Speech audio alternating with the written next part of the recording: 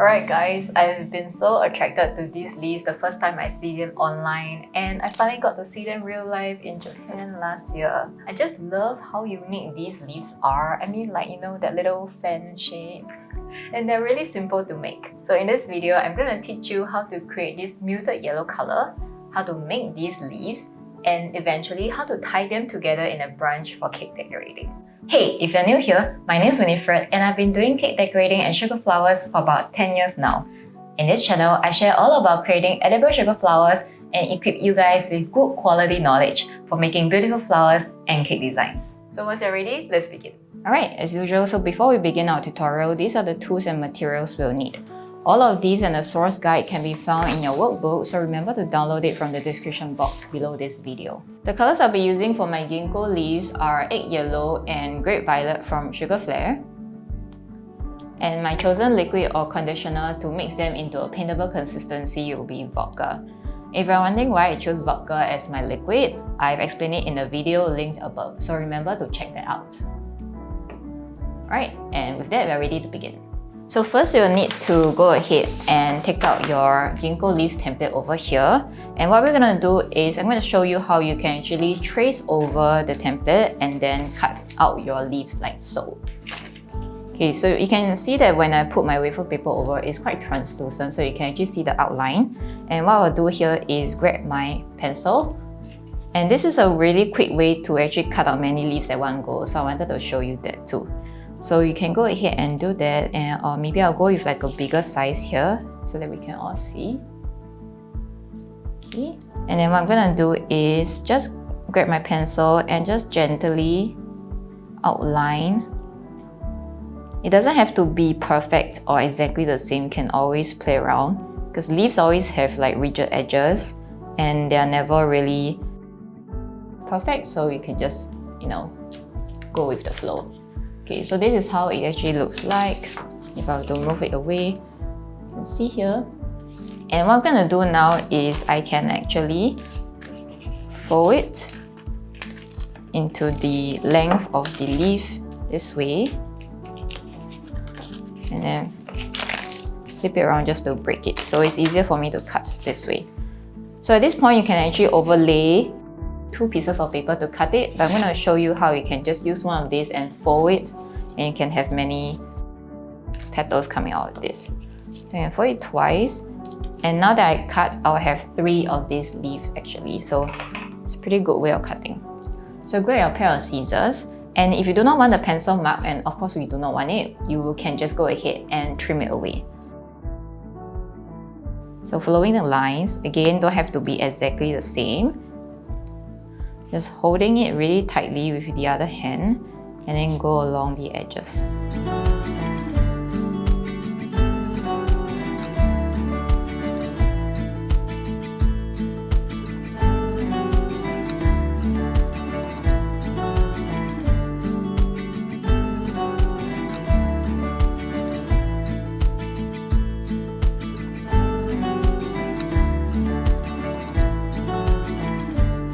So the great thing about wafer paper is that since you can actually store them for a pretty long period of time, you can always cut them in advance and store them, and you can always just pick it up whenever you need them.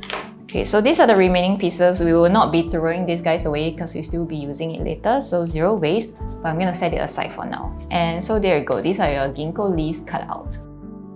Okay, so these guys are joined here, and now we're gonna prep our wire.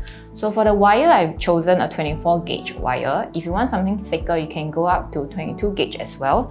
And the length-wise, you can decide how long do you want your stem to be. So if you want it shorter, then you can go ahead and cut it into different shorter pieces. But if not, you can just go with a longer one. So I'm gonna set this aside. Usually, if you want it to be a pretty short one or an average length, I will go ahead and trim it into 3. So this is white wire. So these are my wires, and I'm gonna set it aside for now. Okay, because we know our ginkgo leaves has this yellow base, and that's the reason why I chose egg yellow as my main color. And why I have great violet in my mix is also I personally prefer a more muted color of yellow. And to get a muted yellow, you add this complementary color, which is purple. So if you're interested in learning more about colors and how to get natural colors, I actually have a color theory class on my online school. You can go ahead and check it out as well. Okay, so now I'm gonna go ahead and pick out my colors. So setting this aside, you can just use any ice cream stick or any just toothpick. You can just break it into half, and I'm gonna grab some of the colors and put it in my mixing well here. And then I'm gonna go ahead with my great violet. And since great violet is just gonna be a complementary color, we do not need a lot of it, so just a tiny bit will do. Okay, so in order to mix our new color, I usually like to go with like a new well, and if I ever need the original colors, I'm just gonna pick it out from there and then mix into this new well. So I'm using my vodka. With my brush, I'm just gonna pick some of the colors, just a tiny bit out, and put it into my new well here. And I'm gonna use my liquid to dilute it. If you want a lighter yellow, then you can go ahead and put more liquid here. And then now let's test out the color. So this is the original egg yellow. If you're happy with this color, you can just stay with this color. Personally, I prefer something a little bit more muted. So I'm gonna go ahead and just add a tiny bit of purple into this mix. And when I do that, you're gonna slowly see how the color actually turns into more muted yellow. See here, and then if I swatch it, you can see the color has definitely become a lot more muted. So the saturation of the yellow is actually taken away because purple neutralizes yellow because they're opposite colors on the color wheel. So I'm actually pretty happy with this color, but if I want to just go a little bit more muted, I'm just going to add a little bit more purple into this mix. And you can see it will then become a more muted yellow. Okay, so this looks a little bit too far, so you can always go back and add your yellow to bring back the yellow color in the mix. So that's a great thing about, knowing color theory. You know exactly what colors to add if you are kind of like not at your color goal yet. Okay, so this looks pretty good. Maybe just a tiny bit more yellow. Okay, and then I think we are there. Okay, nice. So you can see I'm slowly bringing the yellow back here, and this looks pretty good, so I'm just gonna go ahead with this color. Okay, setting this aside, I'm gonna work on like a bigger leaf so it's easier for everyone to see. So when we're working on our wafer paper, you want to paint both sides, and when you're painting it, you want to make sure that you are brushing it from a point outside the leaf to a point outside the leaf, and in a very consistent manner and pressure. You don't want to really start painting only on the inside because that leads to unevenness in the liquid in your wafer paper, and that will make the wafer paper crinkle or wrinkle too much, and it doesn't really work to our advantage. If you're new to making wafer paper flowers, I would highly recommend you look at the introduction to wafer paper video that I have, and I linked it above in this video. It's actually a 6-part video series where I teach you the foundations of working with wafer paper, all the right and wrong ways of doing so, and how you can actually make 5 different wafer paper leaves with 5 different techniques. So once you feel comfortable with that and you know how to work with wafer paper, then we can jump right back into this video. So right now, I've actually loaded up my brush with the colors, and when you're loading up your brush with colors, you want to make sure that you go all the way into the well and then tap away the excess. And then you can just tap away all the excess here, and now I'm going to start painting it. So my strokes are really consistent, so you can see in the application of the colors as well, there are no like too harsh lines or difference in the lightness and darkness of it. So once I paint the entire thing, I'm gonna lift it up, and this is where I'm going to then vein my petals. So if you think that it's too dry and you don't have enough liquid, you can always go ahead and paint it again to hydrate it. Because when it's really soft, then it will really take on the veining really well. Okay, so this is my veiner. Just go ahead and place it here. And then press it well. Okay, so with the veining, you can see actually creates a very beautiful look of the ginkgo leaves. Okay, now we're going to remove it from our veiner. So right now your ginkgo leaf is actually pretty flat. So I'm going to teach you a trick to make it look a little bit more alive with a bit more movement in it. So you can go ahead and grab your foam pad over here. And I'm just going to place it on my foam pad. Okay, and with my Dresden tool, I'm just going to dip it into a bit of shortening so that it glides easier on my wafer paper. And you want to use the rounder part in case the sharper part cuts through the wafer paper. But if you're comfortable using the sharper part, you can also actually go ahead and just use the sharper end to put in some indentation. So you can put some shortening. Okay, and then you can see the more I pull up, the leaf actually curls up this way. So I only want very subtle movement and not too much. So I'm actually very careful with how I pull as well. Every time I pull, I'm actually lifting off as I bring it down the leaf. So you can also go ahead and flip it around. And then following the lines of the veining, because you don't want anything too awkward or too sudden. So pull out and then this way. So you can see I'm really mindful in choosing where I want to bring down my veining. And there you go. So you can see now it has a movement and not just it being flat. So if you want, you can also then use your finger to just gently fold it, because wafer paper is that versatile. So you can just fold it and then you get a leaf that is non-flat and it has a bit of movement. Set this aside, and I'm going to do it again on maybe like a smaller one so you guys can see the process being repeated. So using the same method, if you want this smaller leaf to be maybe of a lighter yellow, you can then go ahead and put more vodka or your chosen liquid to lighten it. So tapping the excess away, and then more here. I'm going to go ahead and paint.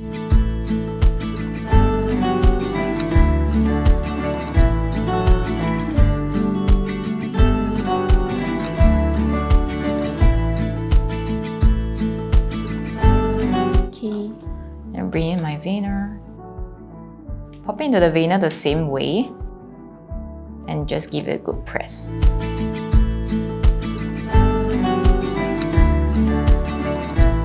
Beautiful. So similarly, you can see the veining. And the steps follow. You can just go ahead and pull out the leaf and then put it on your foam pad here. So with our Dresden tool,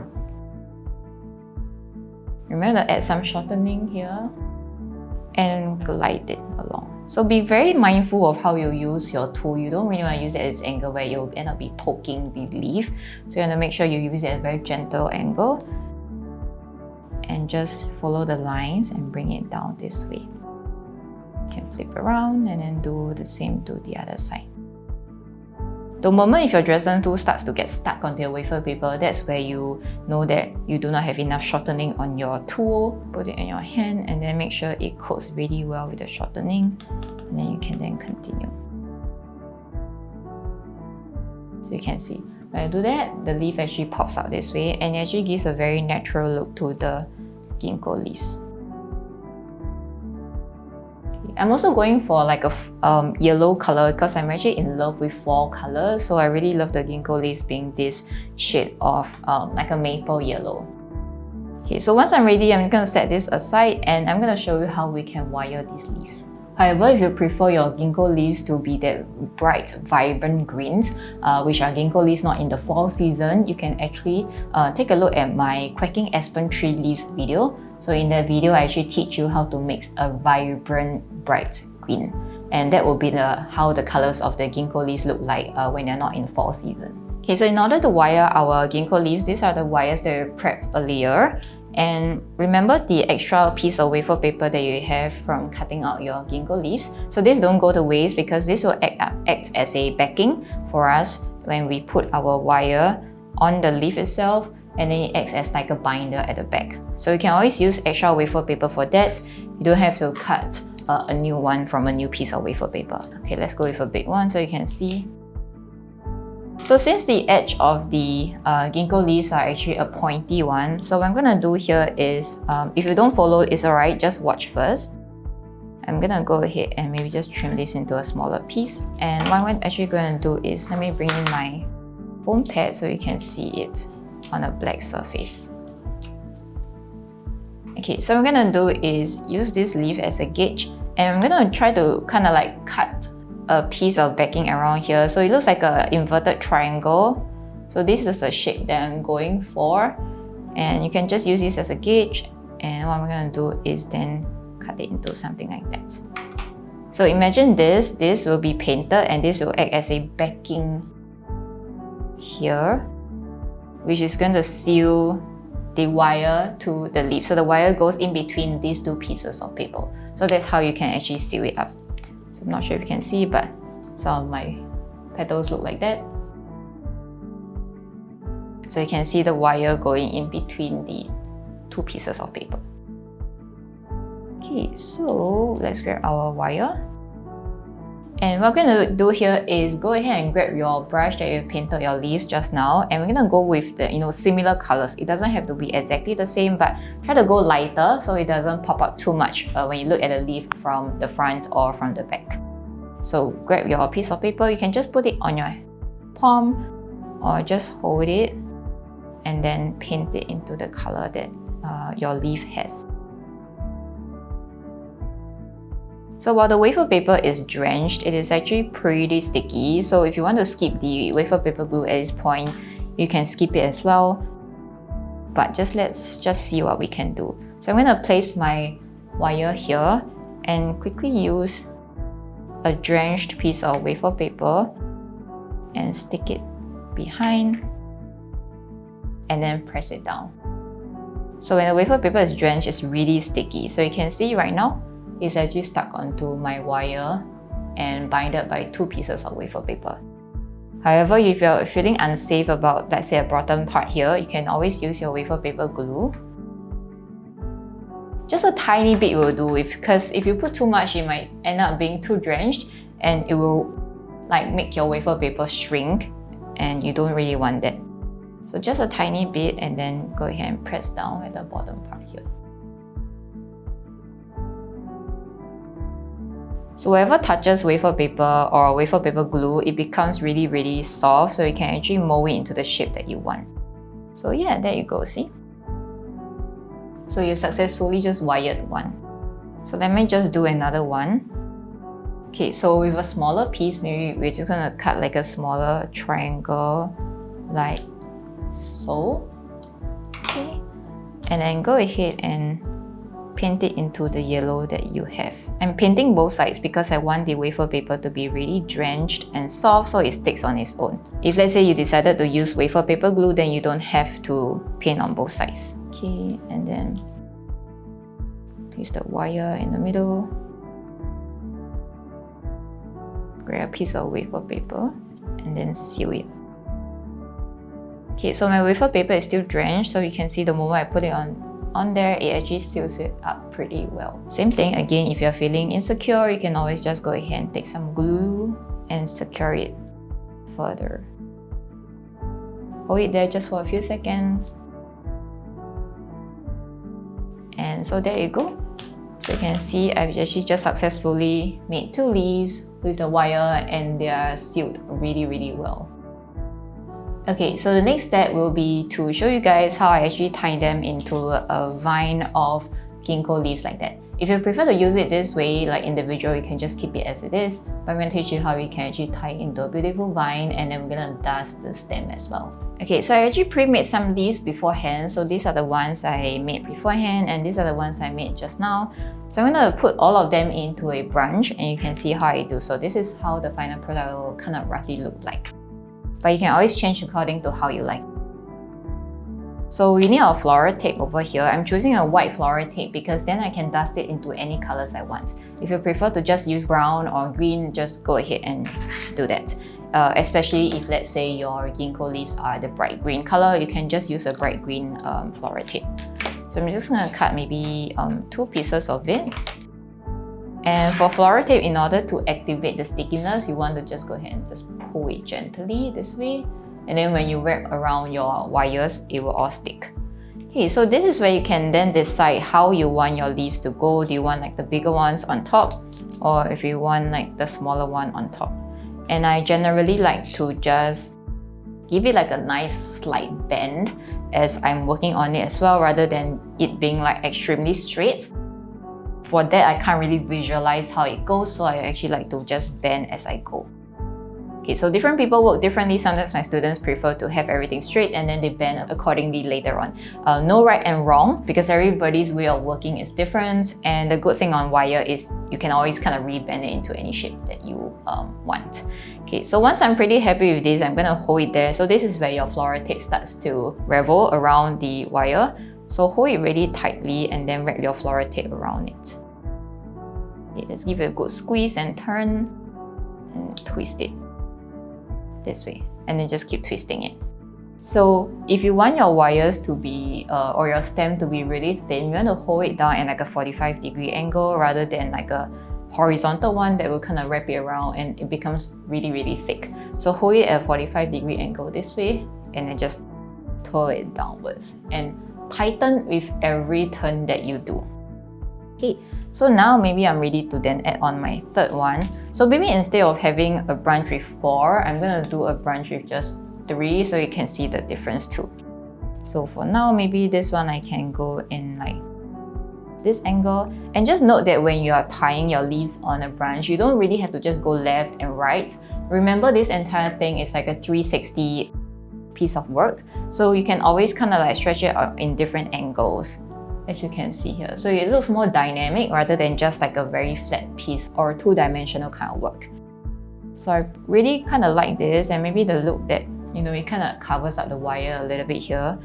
I like it pretty much this way, so I can then go ahead and continue. So place my wire at where my flower tape ends, and I can continue to tie it.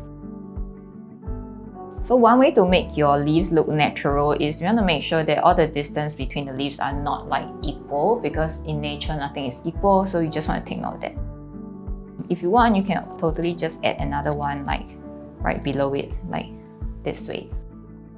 Maybe I'll just add it here so that you guys can see as well. You see how three-dimensional it looks?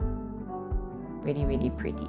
So if let's say your flower tape is right here at the bottom and you want to add a leaf on top here, don't worry, you can always cut it away first.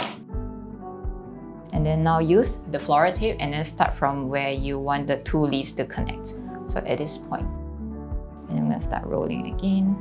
And then you can seal everything up together. Okay, so there you go. And after you're done, you can then go ahead and bend your branch in however way you want. So maybe you want it to go this way, and then this to go this way. So they look really, really different. So you can see now I have two branches, and one, it goes in this direction. And then the other one kind of looks a little bit more broader, so it goes in this and this direction. So you can see wiring actually helps to create very different looking branches, and there's really so many ways you can actually tie it. So go ahead and try it and, you know, have fun with it, and then if you ever do so, just tag me and let me see how it goes. Okay? And then the last step will be for us to color the stem here. So the edible dust colors that I'm using to dust my stem will be Sunburst and Aubergine from Crystal Colors. I really love this brand because it's super saturated and you only need to use just a tiny bit to create a very saturated color. So I'm gonna pick this up, and the reason why I chose these two colors are also related to how I started painting my ginkgo leaves. They are also kind of pretty much the same shade. So you can see, if you are wondering what colors to use, always use this as a reference if you're looking for similar colors. So I'm gonna pull out my dust colors, so Sunburst. So Aubergine is kind of like a purple color, so it helps to tone down my yellow as well. You can use the same palette. Usually when I'm working with just a tiny bit of colors, I don't use the entire palette like how I always do with my gum paste flowers. So just like a little tiny well will be great because we are not using a lot of it. So I'm just going to maybe just use this and pick out some of the colors like here. And then use the other side to prick out my purple. So for dusting stems, I really like to have a brush that has a super short bristle because it allows the color transfer to be very quick and concentrated on the stem itself. As compared to if you're using a brush with a longer bristle, it takes a very long while for the colors to transfer onto the stem. So that's a quick tip for you. So I also have some cornstarch here that acts as my white dust. So I'm gonna go ahead and pull some out over here. For dusting, you can always go darker, but you can never go lighter. So you always want to start with a lighter color first. So bringing the yellow out into a new well here. I'm gonna pick some of the white. You can see how the yellow goes.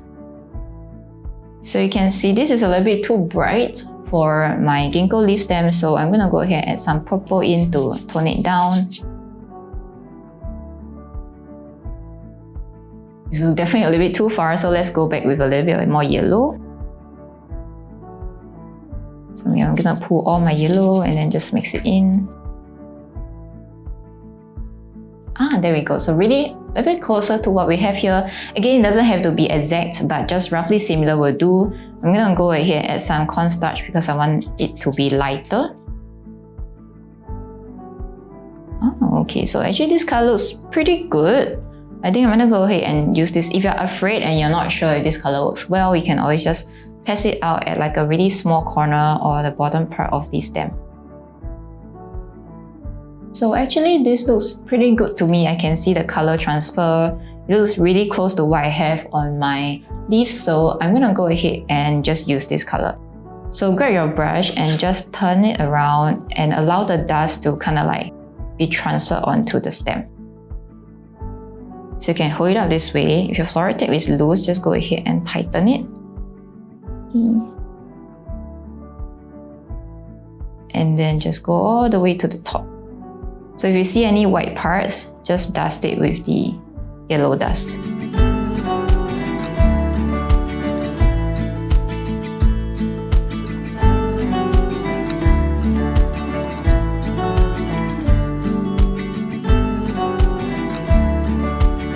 Okay, so there you go. So pretty fast, pretty quick.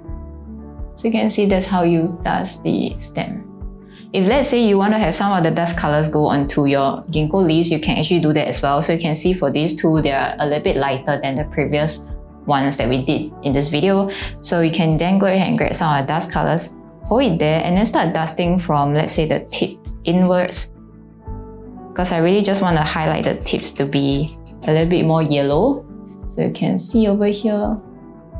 Now the tip here is a little bit darker as compared to the body here. Okay, so you can dust as much as you want, as much or as little. You can actually transform it into a stronger yellow if you want as well. So as I'm dusting, I'm also following the lines of the leaf, so it doesn't look too awkward. So you're not dusting it in this direction, but following the line. So that way it looks the most natural. So you can turn it around, and then you can go ahead and dust here as well.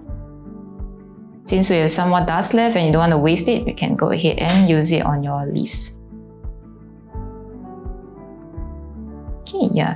So you can see definitely this one now has a little bit more colors as compared to this one, which is like non-dusted. Okay, so you can just however you want to dust it as long as everything looks cohesive and they come together well. Okay, so with that, that is the end of our ginkgo leaf. So I hope you enjoyed this tutorial.